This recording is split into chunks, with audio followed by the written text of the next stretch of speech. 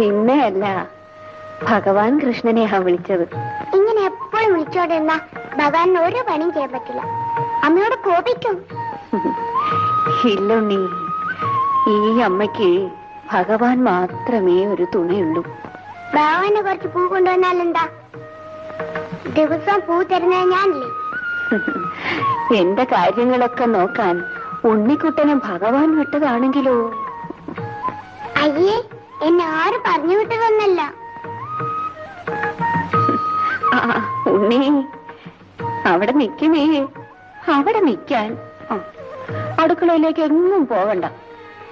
ഇന്നലെ നീ ആ പാല് മുഴുവനും കുടിച്ചു തീർത്തതല്ലേ? ഒരു തുള്ളിയും ബാക്കി ഉണ്ടായിരുന്നില്ല. പൂച്ച കുടിച്ചതായിരിക്കും അമ്മേ. 2 കാലുള്ള പൂച്ച.